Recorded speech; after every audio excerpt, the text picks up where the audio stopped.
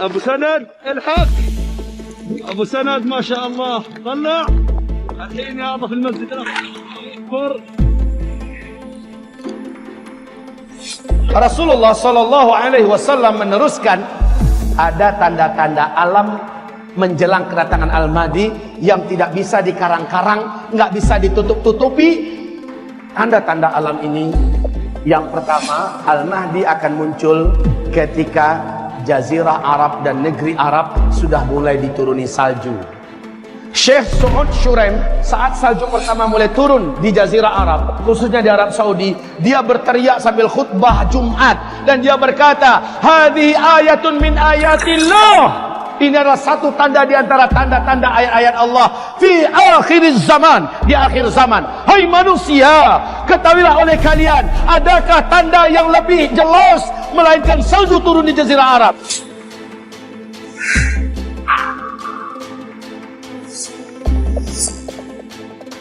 Bapak tadi dengar saya menyebutkan Al-Mahdi enggak? Di mana kemunculan Al-Mahdi? Setelah terjadinya dukhan. Rasulullah bersabda, saat Al-Mahdi muncul, kalian sudah kembali seperti zaman sekarang, kata Nabi. Kalian akan berperang bersama Al-Mahdi menggunakan pedang, menggunakan panah, menggunakan tombak, dan kalian akan berlari berjalan di atas kaki kalian. Kalian akan menunggang kembali kuda-kuda perang kalian. Tumma'udtum min haitsu bada'tum wa'udtum min haitsu bada'tum wa'udtum min haitsu bada'tum. Saat Al-Mahdi muncul, kondisi kalian ketika itu sudah kembali secara total dan sempurna seperti hari ini, kata Rasulullah sallallahu alaihi wasallam. Kita dipaksa oleh Allah hidup menjadi manusia seperti zaman dulu, serba manual. Aneh. Ini Al-Mahdi setelah dukhan. Albert Einstein, Bapak ingat nggak dengan orang ini? Namanya Albert Einstein, bapak fisika dunia, konon katanya begitu.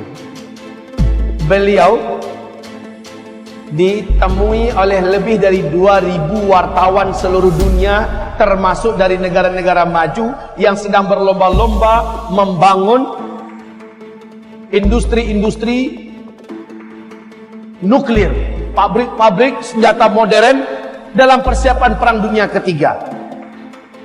Wartawan ini mendesak Albert Einstein, Tuan Albert, apa pandangan engkau Perang Dunia Ketiga nanti seperti apa? Mereka ingin dengar. Mula-mula Albert Einstein nggak mau jawab, Pak. Tapi karena dipaksa, akhirnya dia berkata, kalian nanti akan berperang dengan senjata manual pada Perang Dunia Ketiga. Saya tidak tahu senjata seperti apa yang akan kalian gunakan, tetapi yang pasti tidak ada satupun nuklir yang kalian buat hari ini pada Perang Dunia Ketiga masih bisa kalian pakai. Tidak ada satupun pesawat yang hari ini kalian buat pada Perang Dunia Ketiga bisa kalian pakai. Kalian semua akan kembali kepada senjata manual. Lihat, Albert Einstein meyakinkan kepada 2000 wartawan lebih, Perang Dunia Ketiga sudah dimulai nanti dengan senjata manual. Wajar Pak, di YouTube Bapak lihat apa kerjaan orang Eropa hari ini. Mereka mulai membuat senjata-senjata manual yang unik-unik dan aneh-aneh. Dan saya tidak heran kalau di Vatikan Roma, puluhan ribu para pemuda-pemuda Kristen dilatih penunggang kuda sekarang ini dan melemparkan panah di atas kuda. Mereka sudah menyiapkan ratusan ribu pedang-pedang dari besi-besi terbaik hari ini. Kenapa kaum muslimin? Mereka yakin perang ke depan menggunakan kembali pedang, tombak, panah dan sebagainya. Umat Islam apa yang dipersiapkan? Al-Mahdi akan muncul. Dan Rasulullah bersabda, beliau munculnya di Mekah. Al-Mahdi munculnya nanti di Mekah. Tepatnya seorang lelaki dari Madinah dikejar oleh 300 orang pasukan darat berjalan kaki dari Damaskus. Mereka digelari dengan pasukan Sufyani, sejumlah 300 orang. Dikejar laki-laki yang ada di Madinah ini. Ciri-cirinya melengkapi seluruh ciri-ciri yang ada pada Al-Mahdi. Laki-laki ini tahu bahwa dia yang dimaksud, dia pun lari. Saat dia meninggalkan Madinah, melintasi Zulhulaifah, lalu lewat Al-Baidah dan terus menuju Mekah. Mereka 300 orang yang mengejar sampai di Al-Baidah. Al-Baidah adalah perbatasan antara Mekah dengan Madinah. Ya, kota kecil ini Pak, masuklah 300 orang tuh di situ. Allah jadikan gempa, kemudian terbelahlah tanah di Al-Baidah.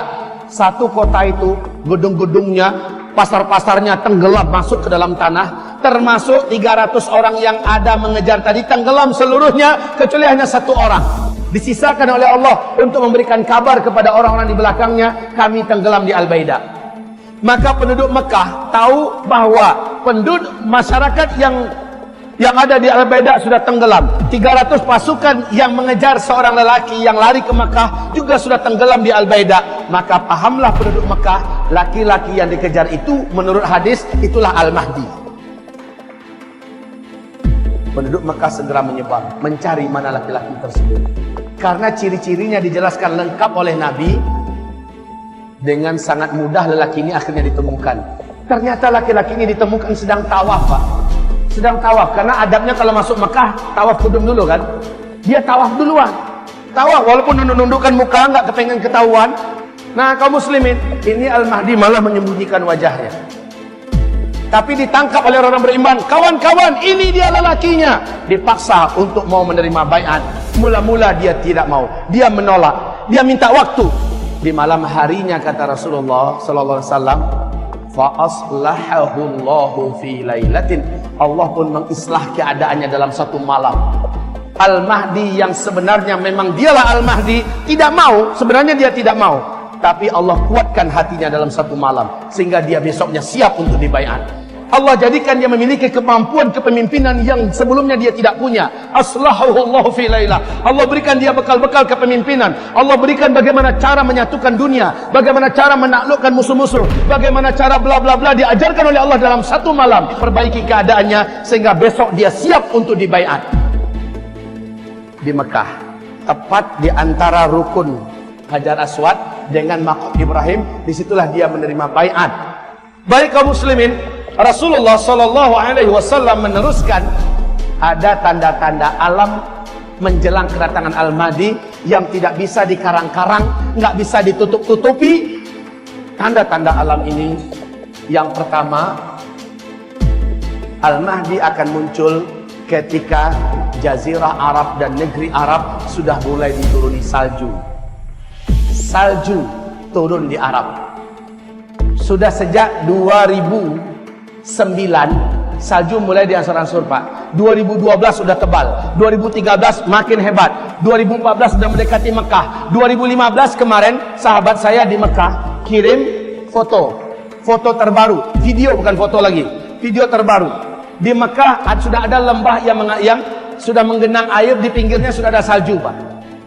Syekh Saud Shuraim saat salju pertama mulai turun di Jazirah Arab, khususnya di Arab Saudi, dia berteriak sambil khutbah Jumat dan dia berkata, "Hadhi ayatun min ayatillah."